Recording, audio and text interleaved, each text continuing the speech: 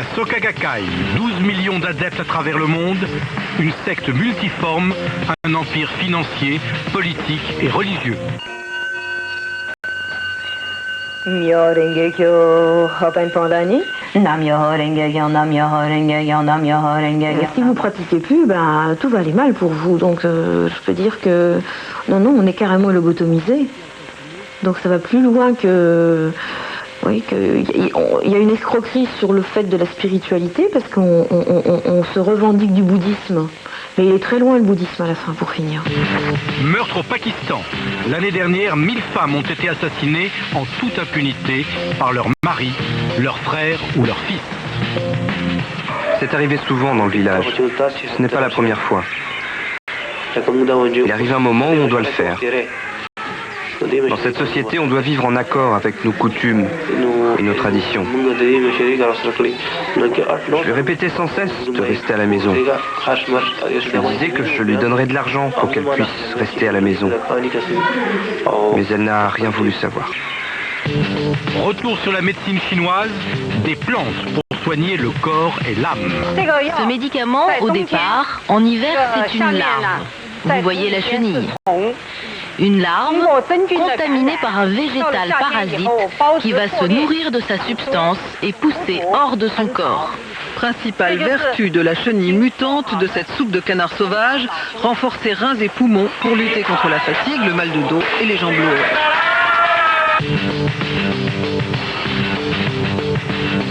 411e numéro d'Envoyé spécial.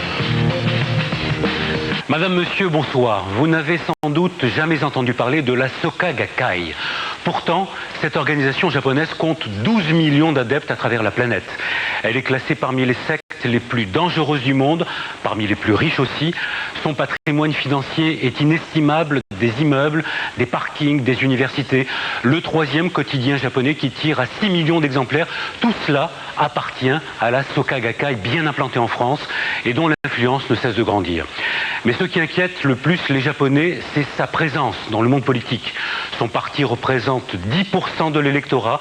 Il est actuellement au pouvoir. Faites les comptes.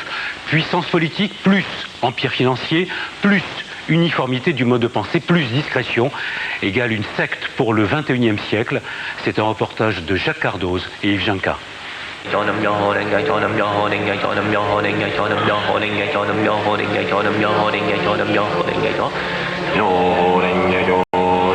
Une parole répétée à l'infini. Une phrase extraite du Sutra du Lotus, censée guérir de tous les maux. C'est un bouddhisme qui se veut moderne, utile, aux effets immédiats, que chacun peut mesurer dans sa propre vie. C'est aussi un bouddhisme sans aucune représentation divine. Ici, pas de Bouddha, mais un gonzon, un parchemin doré. Faites corps avec cet objet de culte, vous laverez votre karma, vous atteindrez la bodhéité pour une vie meilleure. Pourquoi on est là, en fin de compte? À quoi on sert? Pourquoi on est né dans ces conditions-là? Pourquoi on a tel problème qui nous arrive? Pourquoi on a tel succès qui nous arrive? Et comprendre l'aspect fondamental de tout cela.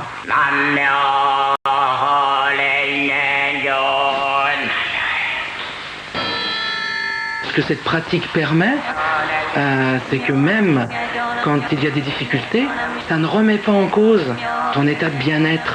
Tu fais face à ces difficultés. Tu ne les considères pas comme des drames insurmontables. Tu les considères comme des chances pour progresser, pour t'améliorer et pour être mieux avec toi et avec les autres. Et ça, c'est un travail permanent. C'est pas évident. La récitation d'un mantra comme réponse à la vie. Enseignants, artistes, étudiants, cadres l'ont adopté. Une secte aux allures respectables, une secte en col blanc. C'est toute la force de la Soka Gakkai.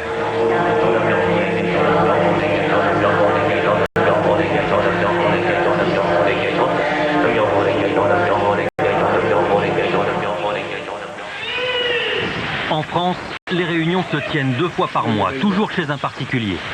Munis de caméras cachées, nous avons pu assister à l'une d'entre elles. Nous nous sommes présentés comme nouveaux pratiquants. Bonsoir. Nous sommes accueillis par la responsable du groupe et par cette même musique lancinante, une parole sacrée, enivrante, chantés ici derrière une cuisine.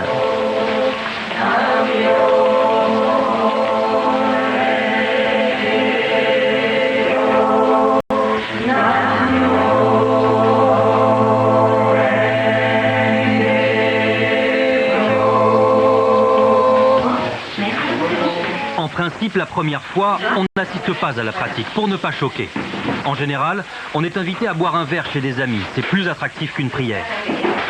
Les réunions se déroulent toujours à domicile, toujours avec les mêmes adeptes, souvent chez un cadre. Elles sont destinées à motiver les troupes, à convaincre les nouveaux arrivants. Enfin, j'ai vraiment mis 10 ans à trouver ce que je voulais faire de ma vie, moi à trouver ma mission. C'est-à-dire pourquoi on fait les choses. Moi je sais quand j'avais 17 ans, je savais pas ce que je voulais faire, j'étais paumé, je faisais pas mal de conneries. Et puis petit à petit, en fait, le bouddhisme, ça m'a vraiment permis de respecter ma vie. C'est un peu grâce à la pratique en fait alors. Ouais, la pratique m'a permis de comprendre ce que je voulais faire de ma vie, quoi. Et puis d'arriver à se dire ok, maintenant je vais faire ça, bon, je me donne les moyens de faire ça, donc de gagner. La force de la Soka Gakkai, c'est d'utiliser l'image du bouddhisme comme appât.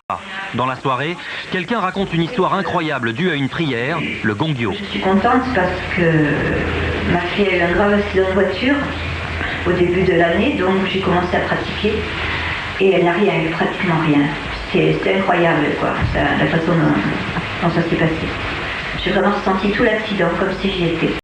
J'étais sûre, j'étais vraiment confiante qu'elle n'aurait rien.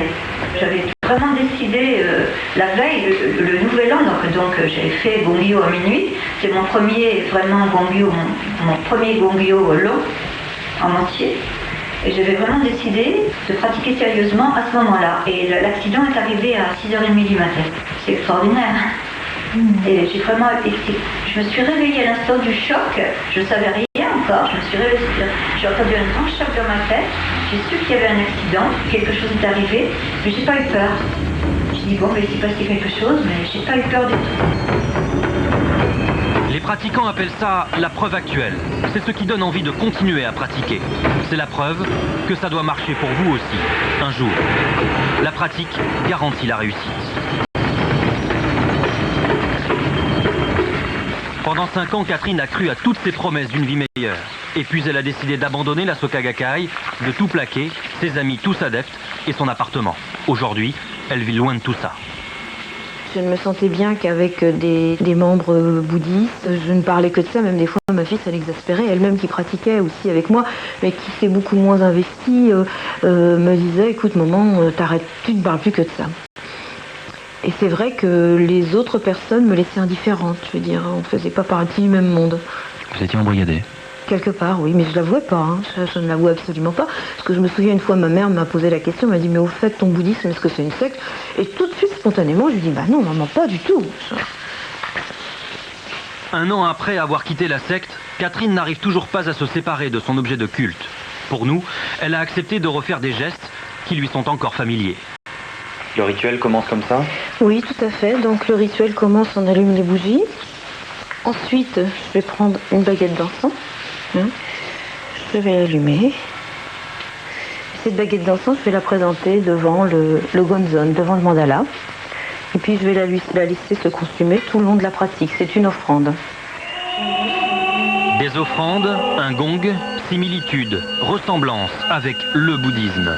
Mais la Soka Gakkai y a ajouté ces objets qui coûtent cher. Le meuble, appelé Butsudan, prix moyen 3000 francs. Enfin, tout dépend de sa foi. Bon, celui-ci c'est un des plus simples, mais vous avez des Butsudan qui sont extrêmement, je veux dire, sculptés, qui sont très très beaux au niveau esthétique. Bon là c'est vraiment un Butsudan basique.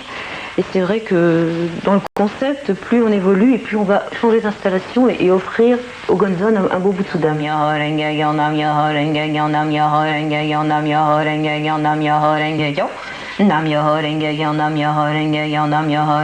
Si vous pratiquez plus, ben, tout va aller mal pour vous. Donc je peux dire que non, on est carrément lobotomisé. Donc ça va plus loin que... Oui, il y a une escroquerie sur le fait de la spiritualité parce qu'on se revendique du bouddhisme. Mais il est très loin le bouddhisme à la fin pour finir. Il est très loin. Et c'est une bonne petite, une bonne petite armée en quelque sorte avec à respecter si vous voulez. On est des bons petits soldats.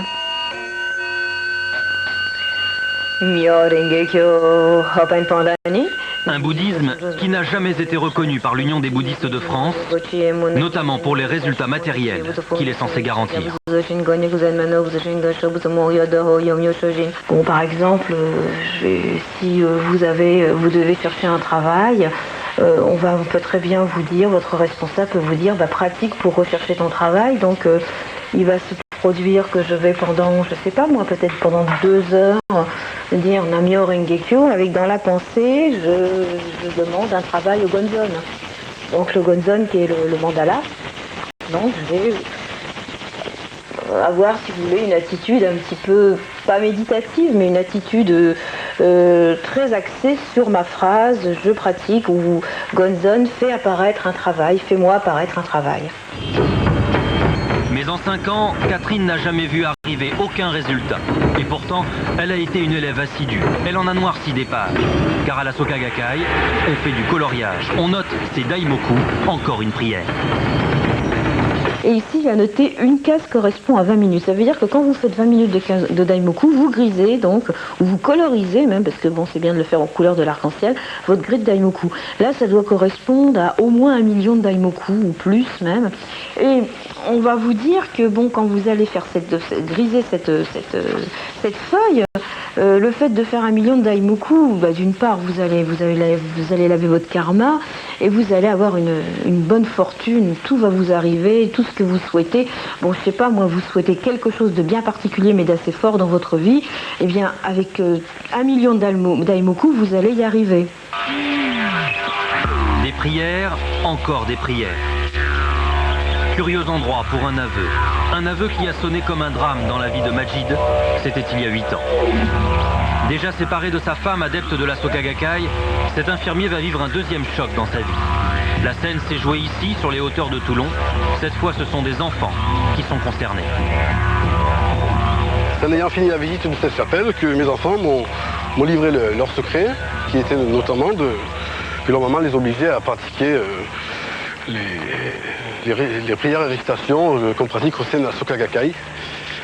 Et donc, c'était pas naturel pour eux, et donc ils le faisaient pour faire plaisir à maman, et surtout en le cachant à papa. Et puis un jour, ils n'en pouvaient plus, ils m'ont révélé leur secret. C'est à partir de ce moment-là que mon enquête a commencé à débuter. Le jour où vous êtes venu ici avec vos enfants avaient quel âge? L'aîné avait 6 ans, le deuxième avait 4 ans et demi. C'est curieux d'avoir choisi un lieu de culte pour vous en parler. Depuis quelques semaines déjà, mes enfants me demandaient à ce que je leur fasse visiter toutes les chapelles des environs, ce que nous avons fait. Les visites religieuses deviennent obsessionnelles. À l'évidence, les enfants cherchent à briser un silence trop pesant entre eux et leur père. Ce qui aurait dû être une banale histoire de séparation, de garde d'enfants, tourne au cauchemar. Pour Majid, c'est le pouvoir insidieux de la secte qui va l'emporter sur lui et ses enfants. Ils m'ont dit que leur maman les obligeait à... Pas obligés au sens strict du terme, mais obligés de façon sournoisement psychologique à faire des prières le matin, tout simplement en leur disant il faut faire telle prière le matin, c'est la prière du bonheur, ça donne du bonheur à toute la maison, à maman, aux enfants, à tous les gens qu'on aime et qui nous aiment. Et donc les enfants, évidemment, ne voulant que le bonheur de tout le monde, faisaient ces prières. Le problème, c'est que ces prières étaient aussi, c'était pas une prière pour rire, c'était une prière tous les matins, avant de partir à l'école, puis à midi. Et puis en revenant de l'école, et puis le soir avant de se coucher, et puis etc., etc. Et puis des coups de gong, et des encens, et puis des gens qui arrivaient, des incantations, des prières communes, des heures fixes pour les prières. Et de fil en aiguille, une pression que les enfants ne supportent pas, parce qu'un enfant préfère aller taper dans un ballon, jouer au foot ou au tennis, que d'avoir récité des prières de la sorte. Qu'est-ce qu'elle vous a enlevé, la Soka Gakkai? Mes enfants. Cette secte m'a enlevé mes enfants. Je n'ai plus vu mes enfants. Je ne les voyais que de façon épisodique et non pas comme deux personnes normales qui se séparent. Donc non, c'était la guerre, pour un oui, pour un non, on pousse à la faute, on crée des fautes, on le pousse.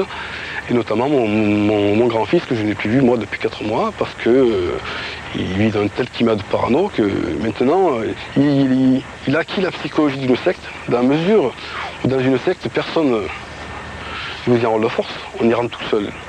C'est une psychologie. L'enfant a acquis cette psychologie, personne ne lui a dit de ne plus voir son père, c'est lui qui ne veut plus voir son père. Évidemment, il y a un travail en sourdine derrière. Majid n'a jamais voulu aller devant les tribunaux pour obtenir la garde de ses enfants. Mais récemment, 2 jugements ont été rendus pour des affaires similaires. Dans les 2 cas, la Soka Gakkai a été reconnue comme secte. Les adeptes ont perdu leur procès. Les juges aux affaires familiales estimant que le contact avec les récitations de mantras pouvait s'avérer dangereux, voire aliénant pour les enfants. Les juges ont décidé de limiter le contact avec l'objet de culte. Les caractères de dangerosité peuvent aller encore plus loin, selon d'anciens pratiquants.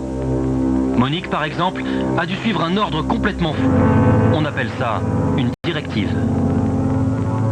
Si je suis rentrée plus ou moins dans le mouvement, c'est que moi-même, j'allais pas bien. Puisqu'en général, ce sont vraiment des gens fragilisés qui rentrent là-dedans. Donc, je déprimais quand même pas mal. Je me posais des questions au niveau de mon couple. Ça allait pas bien dans mon couple. Très certainement parce que je déprimais. Mais bon, là, on n'en est pas vraiment conscient.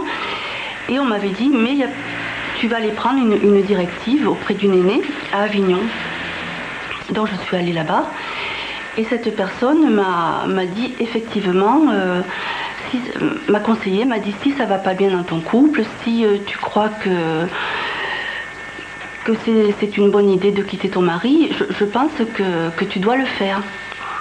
Ça te permettra d'avancer plus, d'avoir un épanouissement personnel plus riche.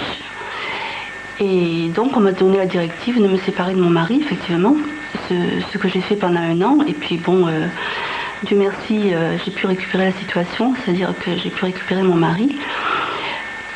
Mais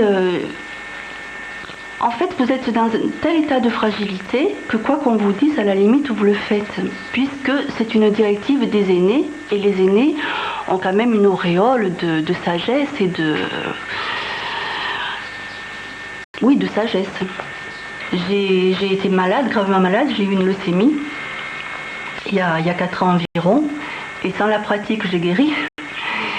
Donc, je veux dire, vivre sans la Soka Gakkai, ça pose aucun problème, et au contraire, ça va beaucoup mieux.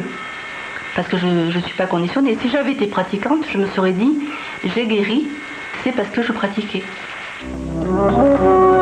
Fragilisé, obéissant, mais jusqu'où peut aller la soumission?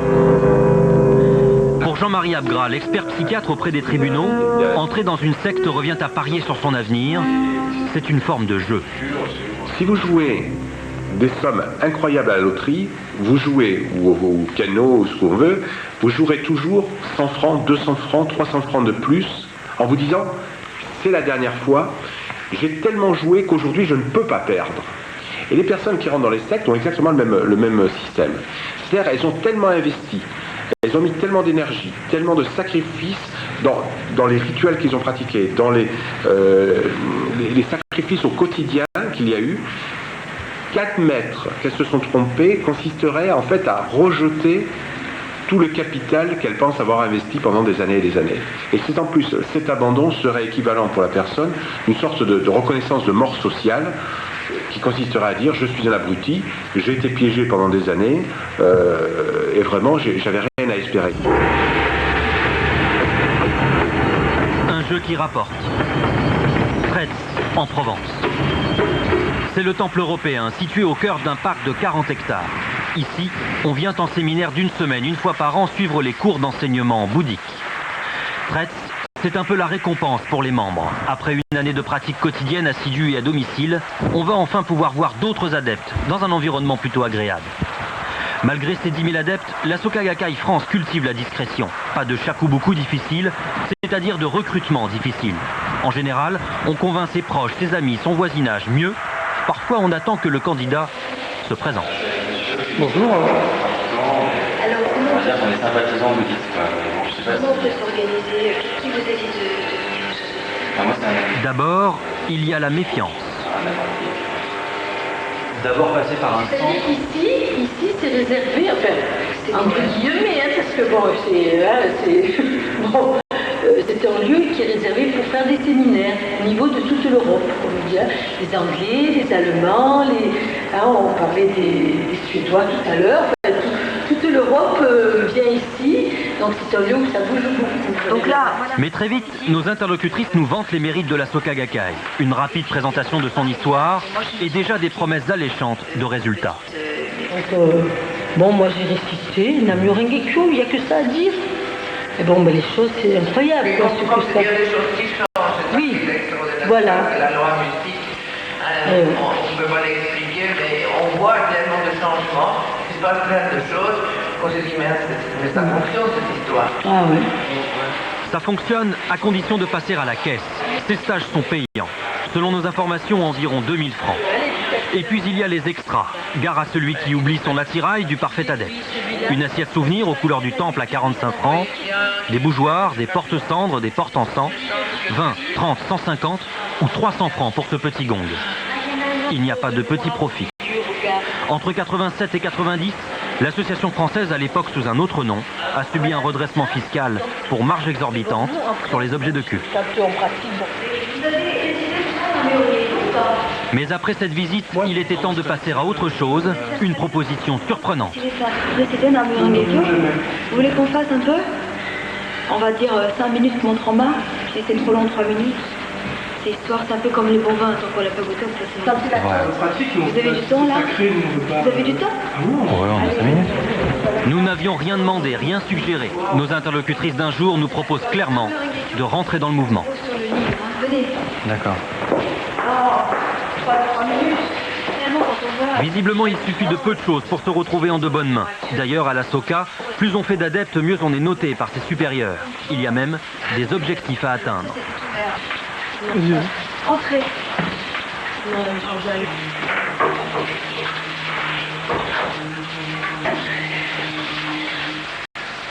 Donc il y a Namyo Rengekyo au centre avec la signature de Nichiren Daishonin. Shakyamuni est à Encore un peu d'histoire d'un bouddhisme décidément à la portée de n'importe qui.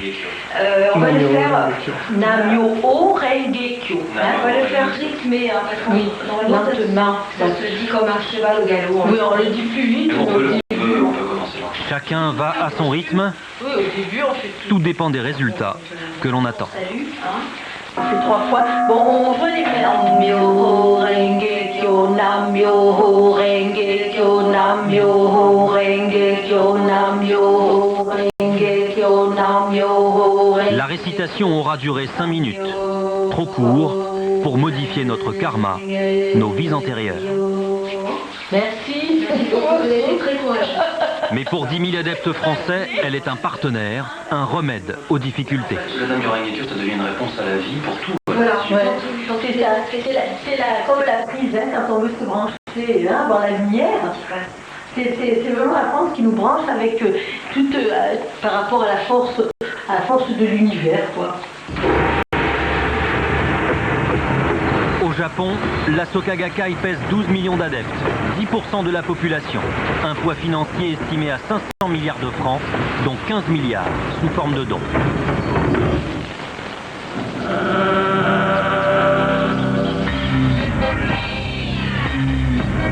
Son drapeau flotte sur la ville, ses buildings dominent. Ici, les signes extérieurs de puissance ne manquent pas. Bienvenue dans un quartier central de Tokyo où tout le monde a le sourire. Soka Gakkai, littéralement société créatrice de valeur. C'est le village du bonheur. Ici, on est Soka de père en fils. On peut suivre une scolarité Soka de la maternelle à l'université. Toute une vie s'organise autour d'un siège social plutôt bien gardé. Ici, la Soka détient les 2/3 des bâtiments, un village synonyme d'expansion, d'emprise sur la société. N'ayez d'inquiétude pour votre avenir, la Soka Gakkai a tout prévu, un centre pour jeunes femmes qui se sentent seules, un centre de repos pour fidèles fatigués. C'est un quartier à l'écart de tout, comme une enclave dans la ville. Ici, on vient en famille, comme on pourrait aller au parc d'attractions. Je suis venue pour visiter le journal de la Soka Gakkai, le Seikyo Shimbun. Ensuite, on a pratiqué juste là à côté, au centre de la Soka. Au Japon, on ne peut bénéficier du statut d'organisation religieuse et entretenir des activités commerciales. Mais regardez ces magasins, ils ont le sigle, les couleurs Soka. Mais attention, ils n'apprécieraient pas qu'on les qualifie de commerce Soka. Ils se sont constitués en association indépendante et ne reversent rien à l'organisation. La Soka Gakkai flirte en permanence avec l'interdit. Ce dont on n'aime visiblement pas trop parler. Sauf que pour améliorer son chiffre d'affaires, mieux vaut vendre toujours plus. De produits Soka, ça peut rapporter gros. C'est vrai qu'il y a de plus en plus de fidèles qui viennent ici. Chaque année, nous améliorons notre chiffre d'affaires. C'est bon pour nous.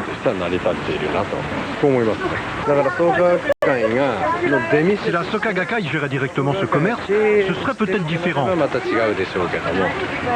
Mais là, nous n'avons rien à voir avec eux. Nous ne sommes pas une branche de la Soka Gakkai. Eux, ils restent une organisation religieuse. Nous, on est une société anonyme. En fait, si nous étalons nos marchandises ici et que nous vendons ces articles, c'est parce que ça se vend bien dans ce quartier. C'est tout.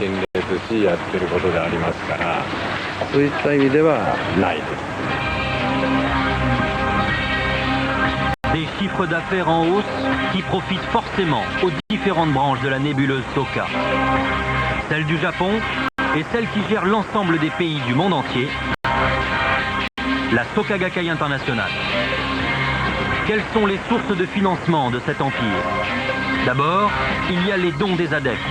Ensuite, les publications éditées pour 138 pays. Les mêmes que celles que l'on a vues tout à l'heure sur les étals. Des ouvrages qui se comptent par centaines de milliers. Car pour bien comprendre le bouddhisme, il faut avoir lu tous les livres du maître. Tous sont signés Daisaku Ikeda, non pas le gourou mais le président honoraire. Ça fait plus respectable. Un auteur qui a décidément beaucoup de choses à dire. On y reviendra plus tard.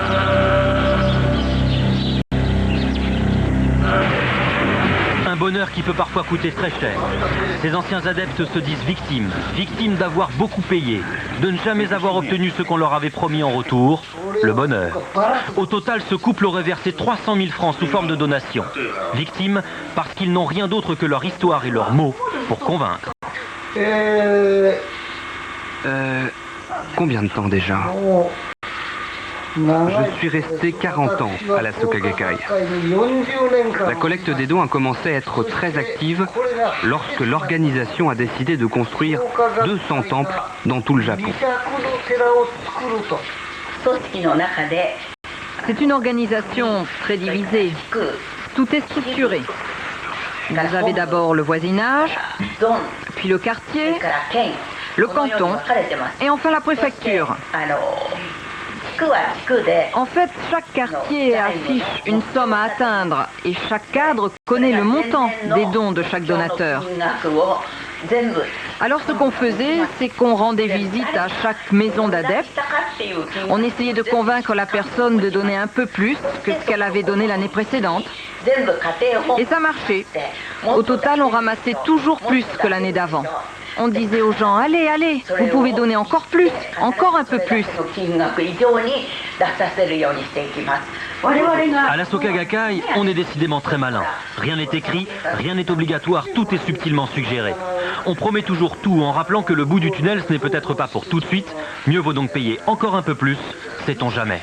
Une tactique que ce couple a bien connue. Ils étaient eux-mêmes responsables de 3800 familles. La Soka Gakkai disait: plus on donne d'argent et plus on aura de chance dans la vie. C'était leur tactique pour récolter un maximum d'argent. Un drapeau, des couleurs, les fidèles ne risquent pas de se tromper.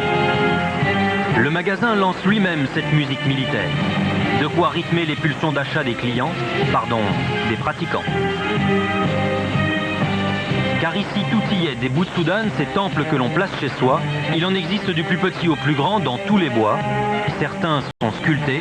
Celui-ci est à 943 000 yens, soit 65 000 francs.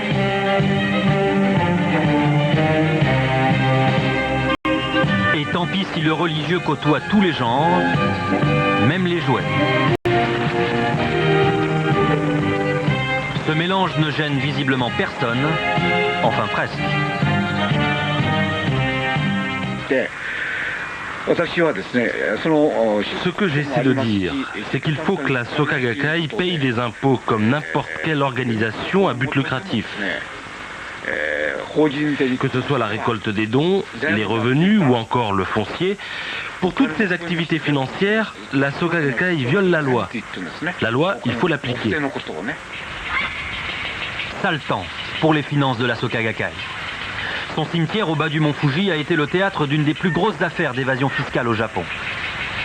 Le fisc, après une longue enquête, a reproché à l'organisation d'user de ses droits de statut religieux à des fins commerciales, et ce sur des transactions de pierres tombales.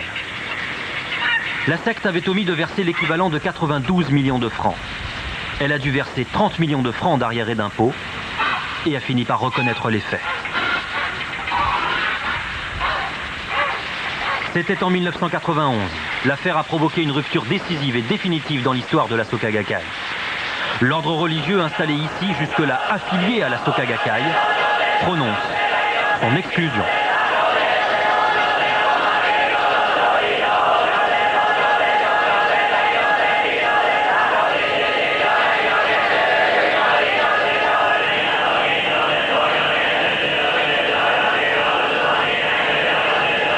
L'ordre religieux, les moines de la Nichiren Shoshu. Ils sont les véritables garants d'un certain Nichiren Daishonin, moine du XIIIe siècle, auteur de cette doctrine, de ce bouddhisme réputé dur et intransigeant. Pendant 70 ans, la Soka Gakkai s'est revendiquée de cet ordre religieux. Mais celui-ci l'a expulsé, excommunié sans ménagement. Ces agissements ont été jugés incompatibles avec la doctrine.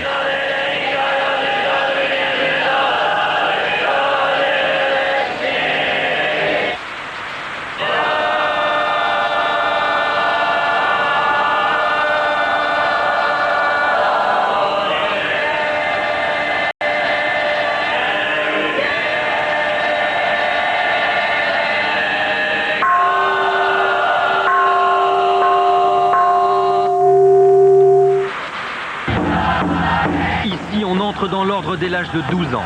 Pendant 6 ans, on accepte une discipline de fer, pas de vacances, impossibilité de voir ses parents jusqu'à la majorité.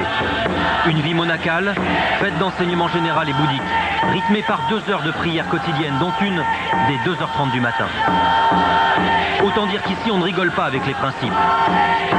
À en croire ces moines, la Soka Gakkai se serait servi de cette religion comme caution pour les ambitions d'un seul homme.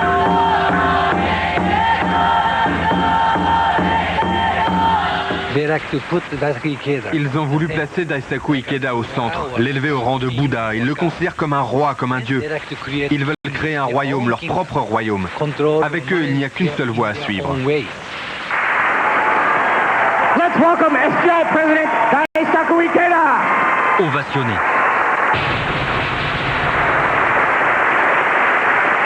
Adulé. Sensei. Le maître, c'est précisément son surnom dans l'organisation. Ce jour-là, le maître s'est montré sous un nouveau jour. Il avait une bien curieuse manière de propager la foi.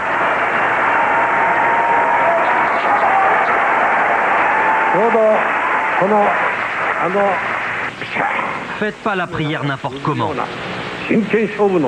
Le gongyo, le daimoku. Non, faut pas le faire tout ramolli comme ça, namio, namio, namio, namio, namio. Non. Vous pourrez toujours le faire des milliers de fois. Ça marchera pas. Non. Faites-le comme ça. Soyez un bon tireur pour atteindre votre but. Ces images ne circulent pas au sein de la Soka Gakkai. Elles nous ont été fournies par d'anciens adeptes, aujourd'hui réunis en association de victimes, déçus par la prestation du président Ikeda. Voilà comment se présente le président dans ses publications. Prince, empereur, professeur, philosophe, telle est l'image qu'il veut faire passer auprès de ses adeptes. De quoi l'autoriser à prononcer des discours sur tous les sujets contemporains. Les décisions, les directives, tout vient de Daisaku Ikeda.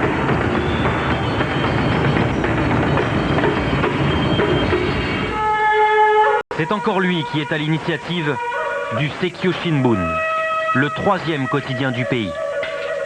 Celui-ci tire à 6 millions d'exemplaires. Source de revenus considérable moyen de propagande impressionnant. Chaque jour, 2 pages sont entièrement consacrées aux activités de l'organisation.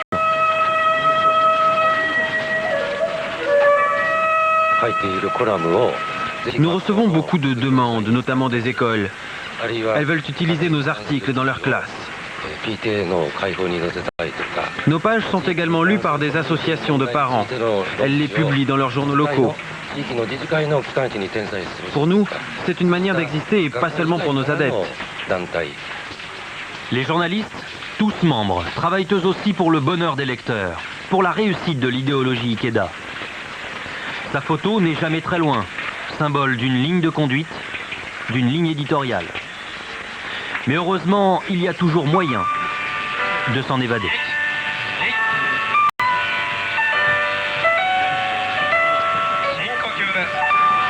Entre 2 gymnastiques, les journalistes sont parfois contraints aux excuses.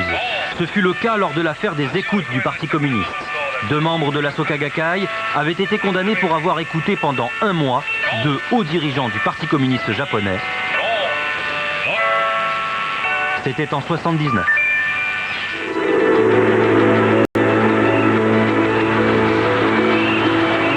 Le Parti communiste était-il susceptible de faire de l'ombre à une organisation qui s'est construite sur le terrain social? C'est là l'une des clés de sa réussite. Elle a su recruter au sein des milieux les plus défavorisés, mais aussi auprès de tous ceux qui ont été rejetés par la société.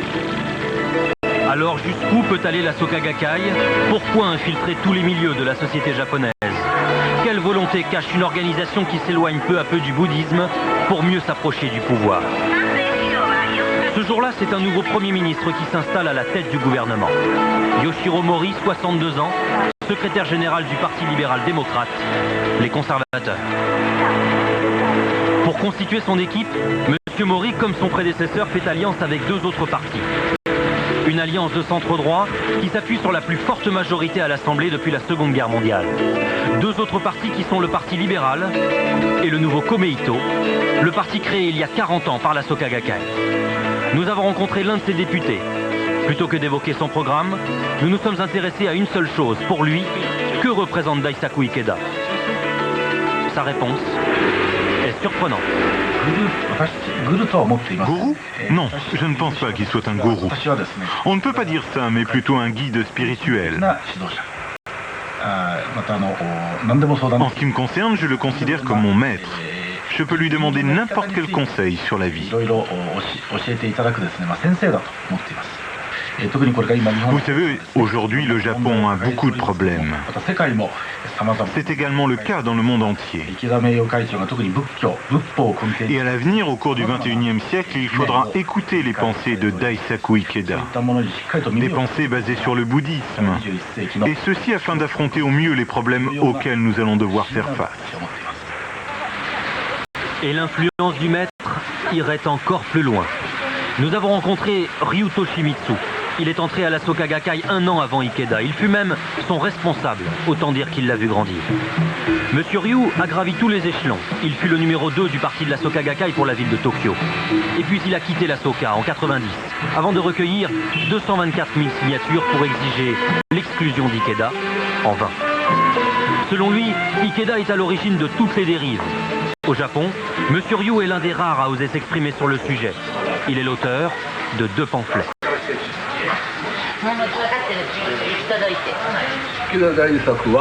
Ikeda, il était certain de devenir une personnalité supérieure à l'empereur. Il pensait qu'un jour, il pourrait dominer le Japon. Pour prendre du poids dans le gouvernement, Ikeda envoie des hommes qui sont tout acquis à sa cause. Ils sont comme des cellules cancéreuses dans le corps humain. Ils sont présents dans la police, au ministère des Affaires étrangères et à la ville de Tokyo.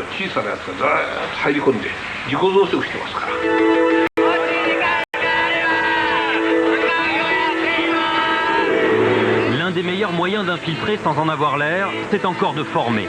Voici l'université Soka. Économie, droit, lettres, depuis 30 ans, l'enseignement dispensé ici répond à une méthode Soka, même s'il entre dans le cadre du programme défini par le gouvernement. Dans ce campus, on dit développer plus qu'ailleurs l'esprit critique. Pourtant, personne n'ose critiquer le maître ou la Soka Gakkai. Et pour cause, 90% des élèves sont pratiquants, une majorité de professeurs. Peut-on dire qu'il existe un mode de pensée Soka? Pire, une stratégie internationale. Nous voici de retour en France au terme de notre enquête. Dans l'Hexagone, la Soka Gakkai possède de nombreuses propriétés. Celle-ci en Seine-et-Marne a été achetée 40 millions de francs, plus 20 millions de francs de travaux. Mais la secte n'investit pas seulement dans la pierre, l'humanitaire l'intéresse aussi. Pendant plusieurs mois, elle a financé la fondation France Liberté, un financement proposé lors d'un voyage tout à fait officiel au Japon. Pour la première fois, Danielle Mitterrand, sa présidente, accepte de s'exprimer sur le sujet. Mais ce voyage, je l'ai fait officiellement, si je puis dire, puisque j'étais la femme du président de la République, j'étais reçue par les ambassades, et toutes les rencontres ont été organisées à cet échelon-là. C'est vrai qu'il y avait une grande confusion entre mon état de présidente de France Liberté, et c'était tout le travail que je devais faire en leur disant, quand vous me recevez, si vous aidez France Liberté, ce n'est pas au gouvernement que vous vous adressez, je ne suis pas un pilote du gouvernement. Daisaku Ikeda parvient à ses fins. Il rencontre le président Mitterrand le 7 juin 89. À la presse, l'Élysée ne fait aucun commentaire et dit avoir perdu la photo. On n'a jamais su pour quelle raison avait eu lieu cette rencontre. On a eu le même chemin, sur des problèmes kurdes, si je puis dire. On a fait ce petit bout de chemin ensemble, le temps de 6 mois, 1 an. Ils sont partis de leur côté, nous on est partis d'une autre, et puis la vie continue.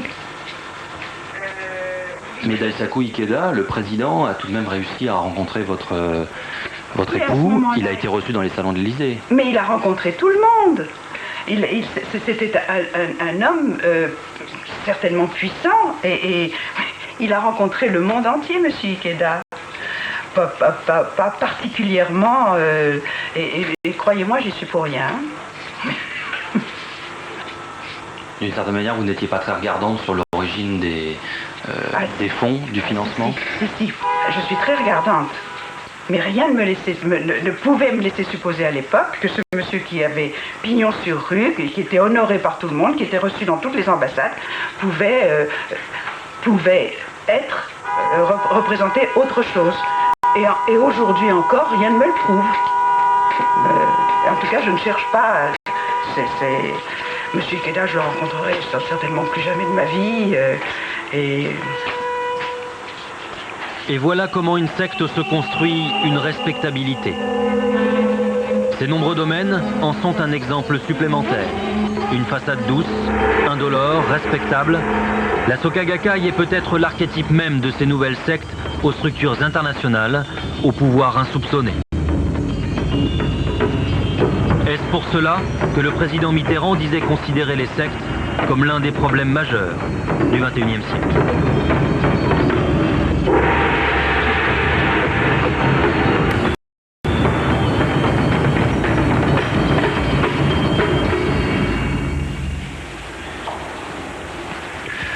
Jacques Cardoz, bonsoir. Bonsoir. C'est une organisation quand même assez troublante, cette Soka Gakkai.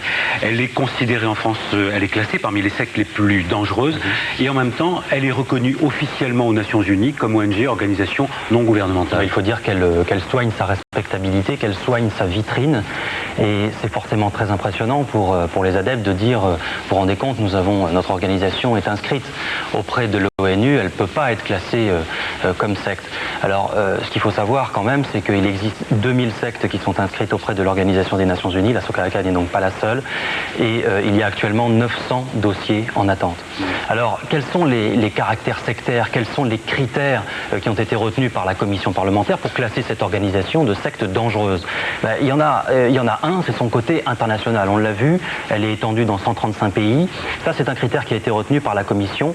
Ce qu'il faut savoir, c'est qu'aux origines, lorsque la Soka Gakkai s'est créée en 1930, l'ordre religieux avait dit à la Soka Gakkai, c'est à vous de nous faire connaître, c'est à vous de faire connaître ce bouddhisme à travers le monde.